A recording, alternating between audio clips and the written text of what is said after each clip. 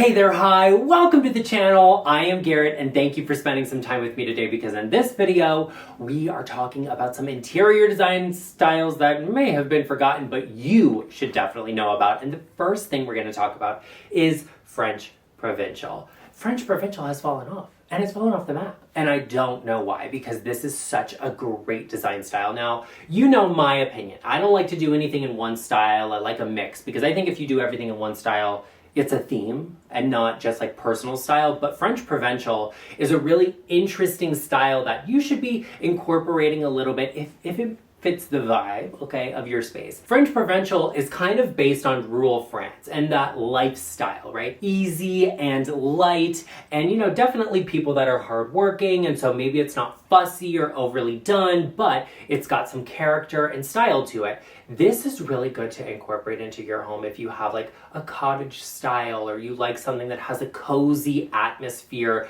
in a casual way to the space, because you get some level of ornamentation and detail, right? Like there's a very specific style of chair, like a dining chair in this style, that has this soft curve to the back and sides, and that's really beautiful to incorporate into a home. And a lot of these pieces also have more refined lines. They're not really chunky and heavy pieces of furniture. They're substantial enough to be good quality, but they're not like oversized to the point where they wouldn't fit into a smaller space. And a part of why I really like French provincial is that if you look at it as a whole and you take the entire style of it, it may be a little bit too much for everybody, okay? I'm going to be honest with you. A lot of the fabrics from French provincial don't personally align with my style or what I would consider for that. Maybe you have like a toile, love a toile, but like a lot of the chintzes and floral patterns, no, I don't like that because it feels a little heavier to me and it feels like a theme and not like it's intentional. So what I really love about French provincial is the actual like wood furniture pieces, chairs, tables, things that have some of that curvature and nature to them. I think those layer really nicely into a lot of basic pieces, if I'm being honest. And it's like you could go to IKEA and get pieces to pair with French provincial pieces, like upholstered chairs and seating that's like super clean line, has just like a slip cover over it. They pair really nicely with that because you get a certain level of ornamentation within the wood of the French provincial style, and then these sort of like mid oak tones, super classic, super timeless, that kind of takes the next step on some of these more basic entry level pieces that you could get from box stores. So it's a nice way to mix like new and old, high and low, to get a real personal style or sense of it anyway in a space. That I think is really interesting, and that's why I like French provincial, and it's something that when I see it, it does definitely inspire me, and I love the mix of like new and old and really kind of detailed, but then refined in their detail. And that mix together to me feels very elevated. And I think that is something you should be thinking about if you like some of these more like homey, cottagey styles, that Nancy Meyers style. Those are all really beautiful things to think about. Another design style that I love and that has kind of fallen off, and I don't like that about it, and maybe I have a hand to play in this, but that's beside the point, is romantic minimalism. Now, if you know me, I always start off talking about minimalism by saying it is a lifestyle, not a specific design style. So it's the concept of not having more than you need and having things that have a purpose solely for some reason. Instead of having an entire wall of artwork, maybe you only have one piece. Instead of having, 10 dining chairs and a leaf in your table, you may only have 3 or 4 chairs. Like, that's okay. Romantic minimalism is a take on it, because when you hear minimalism, you often think like ultra modern and contemporary, but there's just nothing there and there's no color or anything like that. But romantic takes it to this place where we're using pieces that are a little bit more detailed and that maybe lean slightly more traditional. It leans a little more traditional, which is essentially what romantic minimalism is. It is minimalism, or the concept of it, with more traditional pieces of furniture that maybe lean outside of the box. It might not be like a beautiful inlaid casework piece of furniture. It might be a more like early American style piece of furniture that has wood and a little bit more of this detail on it. It might be something like an iron chair with curved backs on it that's beautiful. Maybe it's like an outdoor iron piece of furniture used indoors. That can be really interesting, okay? Like things like that feel cool and nice, but then you pair them with a refined style. So like not a lot of high contrast colors. I'm not gonna do everything in pink and yellow and all of this. Like it's probably gonna be like a white and cream and beige. Like that's a very minimalistic color scheme. You could also go monochromatic in a space and pull back on the level of accessory decor and everything that's in that space to get that minimalist feeling in any style. But romantic minimalism is something really cool and you just don't see a lot of it. I don't know if it just like wasn't popular or people just really leaned into the modern minimalism thing, which is fine, but like we've seen that so much that you can have a little bit of fun with it. If you are looking for an interesting take on minimalism, if you like that concept but you don't want to get rid of a lot of your traditional pieces or you just lean towards that, romantic minimalism is for you. Now, no matter what your style is or what you're doing in your home, what style you're operating in or what you're thinking, if you get stuck and you have some questions, some difficult questions that need some serious answers, I've got your back. It always makes sense to work with a designer, and you could always book a one-on-one virtual consultation with me using the link in the description box down below or by going to intro.co/GarrettLeChic, where I can look around your space. You can show it to me virtually, and I can answer any of those difficult or burning questions you have that you just can't find the answers to. I've got them for you. So be sure you head down to the description box and check it out. I will see you over there. Another forgotten design style that you need to know about, you need to hear, is tropical boho. I like boho. It's kind of fallen out a little bit, but like the boho girls are committed to it, and I love that for you. But tropical boho is exactly what it sounds like. It's a tropical take on what boho is. So boho uses a mix of texture and design and a contrast of styles. It's one of those styles where it's like this one piece is not specifically boho, but you could use it in that style, right? Like mid-century pieces work beautifully in boho, but so do more rustic pieces and woven pieces, materials like baskets and stuff like that. That works really beautifully in boho.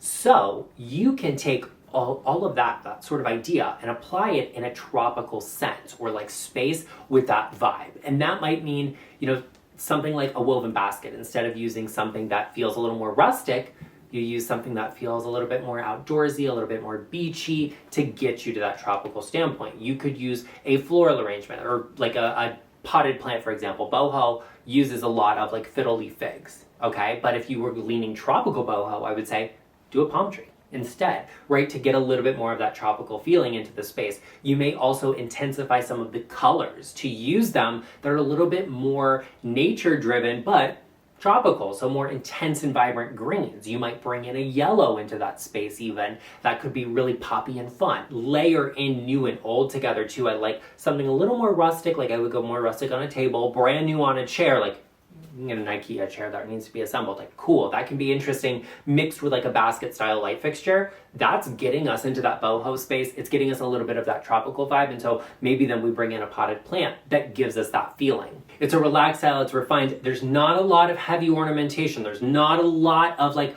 more traditional styling and detailing in there. So if you like that, cool, but then layer in some more rustic style pieces, some pieces that feel a little bit more tropical without being a direct reference to, like the rainforest, because that feels a little too on the nose and we don't want a space to feel themey. We want it to feel elevated, beautiful, and we want it to reflect your personal style. Another forgotten design style that we just don't talk about anymore. It was like a big trend and I really liked it, but we've kind of moved past it, is actually Grand Millennial. Now, Grand Millennial was all about a more youthful interpretation of traditional design, and it was really kind of heavy in pattern, like pattern mixing and brighter colors, very traditional pieces of furniture. Grand Millennial was all about embracing beautiful design and doing something interesting with it. And what I'm seeing now with Grand Millennial is that we're leaning more towards these sort of like color scheme oriented spaces.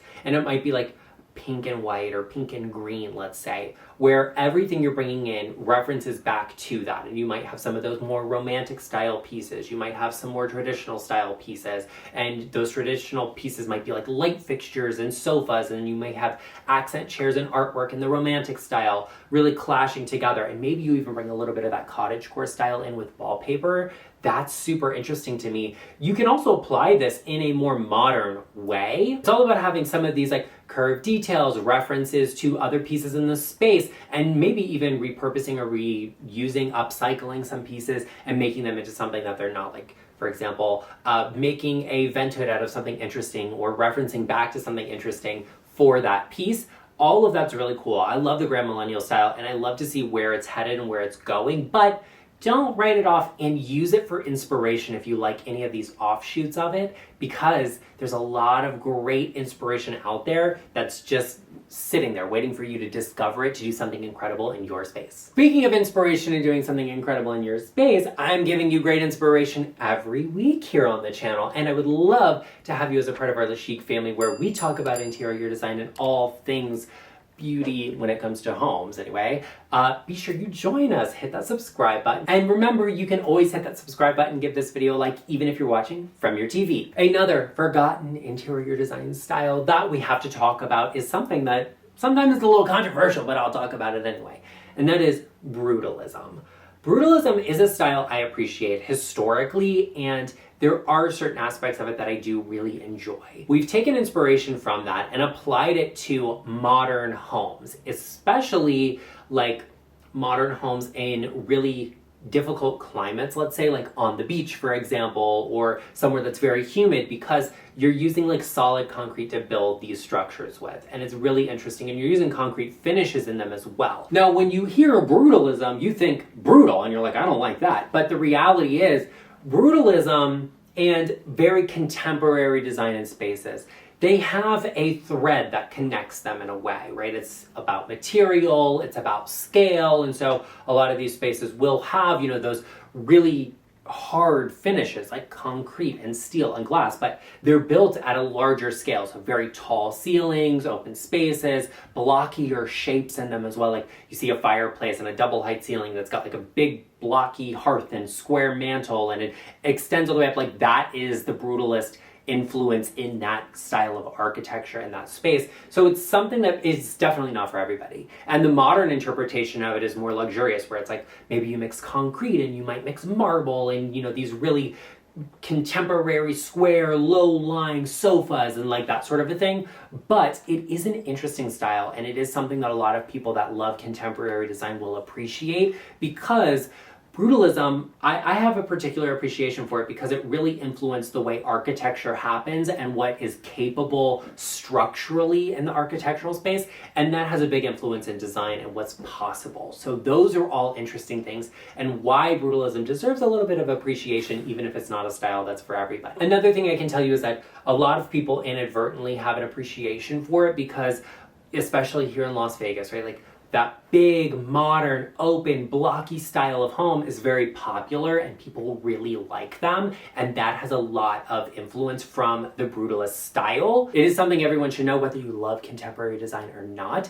It's something you see out there, and it's actually more popular than you think. Now, let's talk about another forgotten style, something that is on the rise again, and I think you're going to see a lot more of, but we have to talk about, and that is new cottage. New cottage is becoming more popular because of the cottage aspect of it, right? Like cottages are a little smaller, they're a little more accessible, and that's just what's happening right now. So a lot of people are buying smaller homes, but if they like new design and they don't live in an area that offers a lot of that contemporary architecture, they start looking to influence what is available to them in a modern way. And that's where modern cottage comes from. So you think about the core aspects of a cottage, right? Like you have smaller sized rooms, you have maybe lower ceilings, you might have vaulted ceilings, you might have beams, you might have a rustic finish on wood, like, you know, like a rustic beam. But then you might have modern aspects you could add to it. Modern finishes on a wall and flooring. Be careful you don't just say like the house is a cottage, the architecture is traditional, or it's a cottage, so everything I bring in is going to be modern.